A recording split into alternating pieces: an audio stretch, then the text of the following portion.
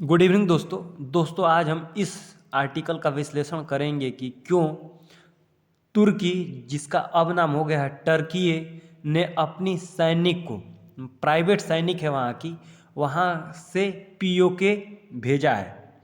और वह किसके लिए? पाकिस्तान की पीओके की रक्षा करने के लिए। तो दोस्तों इसका कारण है सबसे पहला कि आर्मेनिया और अजरबैजान के युद्ध में भारत ने आर्मेनिया का साथ दिया है और उसे कुछ हथियार प्रोवाइड कराए हैं। और तुर्की आर्मेनिया को क्या मानता है? एक आतंकवादी देश मानता है। इसके कारण उसने किसकी मदद की? अजरबैजान की मदद की। भारत ने आर्मेनिया की मदद की और तुर्की ने अजरबैजान की मदद की। तो इससे भारत और तुर्की के बीच खटपट हो गई, क्योंकि तुर्की का मानना है कि आर्मेनिया एक आतंकवादी प्रवृत्ति की कंट्री है और वह आतंकवाद को प्रोड्यूस करती है। तो यह भारत ने गलत करा है। दूसरी ओर भारत इस बात को नहीं मानता है। दूसरा और सबसे महत्वपूर्ण कारण है पाकिस्तान और तुर्की की दोस्ती। ये दोनों एक दूसरे के घनिष्ठ मित्र हैं। और दोस्तों, दोस्त का दुश्मन दुश्मन होता है उसके भी दोस्त का। तो उसने पाकिस्तान की मदद करने का निश्चय करा है। आपने देखा होगा यूनाइटेड नेशन सिक्योरिटी काउंसिल में, यूनाइटेड नेशन में, यूरोपियन यूनियन में, हर जगह जहाँ जहाँ पाकिस्तान पहुँचता है और कश्मीर के मुद्दे पर बोलने की बात करता है तो सदैव कश्मीर के मुद्दे पर तुर्की पाकिस्तान का साथ देता है। तो दोस्तों यहाँ पर भी जब उसे लगा कि पीओके में भारत हमला कर सकता है, पाकिस्तान को भनक लग चुकी है, तो उसने अपनी प्राइवेट आर्मी को भेजने का निश्चय कर लिया है। इसी के कारण जब पीएम शहबाज शरीफ तुर्की गए हैं तो उन्होंने कुछ आर्म्स डील करी हैं और उन्होंने पीओके की सुरक्षा के लिए, पीओके मतलब पाक ऑक्युपाइड कश्मीर की सुरक्षा के लिए सैनिक सहायता की भी मांग करी। तो पाकिस्तान को आखिर अपने पीओके की रक्षा करनी है, क्योंकि वो अपना मानता है। इसके लिए उसने हाथ फैला दिया। तो भाई साहब तुर्की मना नहीं कर पाया और उसने क्या कहा? ठीक है, हम तुम्हारी मदद कर देंगे। दोस्तों अगर बात की जाए कि यह बात क्यों फैली, आखिर पाकिस्तान के जो पीएम है शहबाज शरीफ, वहाँ जाकर अर्दोगन से यह बात क्यों करा कि भाई साहब हमें आपकी आर्मी चाहिए? कारण क्या है? कारण है दोस्तों, इस समय आए भारतीय आर्मी द्वारा कहे गया एक बयान। उस बयान में भारतीय आर्मी द्वारा यह कहा गया है कि आतंकवादियों की हमें हर एक लोकेशन पता है कि वह पीओके में कहाँ कहाँ पर हैं, और यहाँ तक हमें यह भी पता है कि पाकिस्तानी सैनिक कितने हैं। ये बात जब उनके द्वारा कही गई तो भाई साहब फिर क्या था? पाकिस्तान को डर व्याप्त हो गया, क्योंकि उन्होंने सारे लोकेशन को डिस्क्लोज कर दिया। तो उनकी मदद के लिए भाई साहब उसने बोला है कि हम किसी कंट्री से सैनिक मंगा लेते हैं जो असासियन टाइप के होते हैं। तो उसने क्या करा है? तुर्की से यह डील कर ली है। अब भारतीय आर्मी द्वारा यह भी कहा गया है कि हम सिर्फ सरकार के आदेश के इंतजार में हैं। जब हमें आदेश मिलेगा हम तुरंत ही पीओके पर हमला कर उसे भारत में ले लेंगे, जिसे पाकिस्तान बिल्कुल तरह से डर गया है और उसने इस परिस्थिति की मदद के लिए हाथ फैलाना शुरू कर दिया है, बोलना शुरू कर दिया है। परंतु इस परिस्थिति में केवल उसकी मदद तुर्की ही करेगा।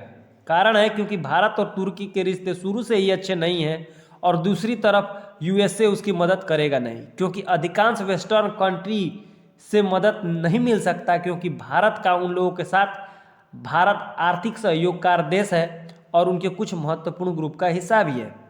और सबको पता है कि आने वाले समय में भारत एक मार्केटिंग हब बनने वाला है, तो वह भारत से अपना रिलेशन जो है वह नहीं तोड़ना चाहती है।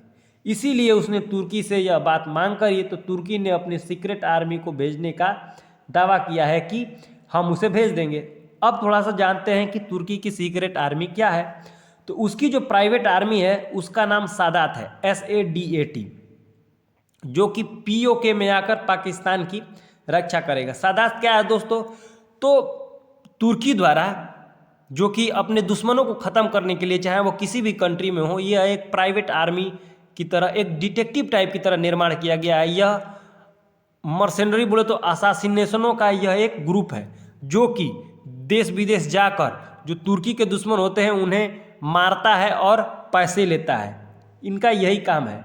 तो उसने क्या कहा है कि उसने पीओके में तैनात करने की बात कही है।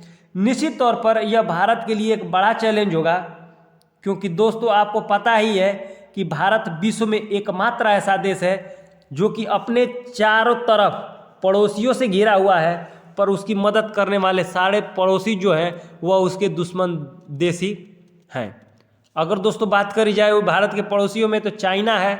आपको पता ही है कि चाइना कभी भी भारत का साथ नहीं देगा, वह हर परिस्थिति में पाकिस्तान का ही साथ देगा। दूसरी ओर नेपाल कभी इस थाली में तो कभी उस थाली में लुढ़कता रहता है, तो नेपाल का कोई ठीक नहीं है। म्यांमार में तो तख्ता पलट चल ही रहा है, तो म्यांमार जो कि एक सैनिक शासन वाला देश है, तो जहाँ तक उम्मीद है कि वह चाइना का ही समर्थन करेगा।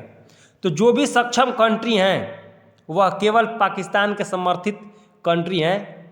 तो भारत जो है इसके लिए भी तैयारी कर रहा है।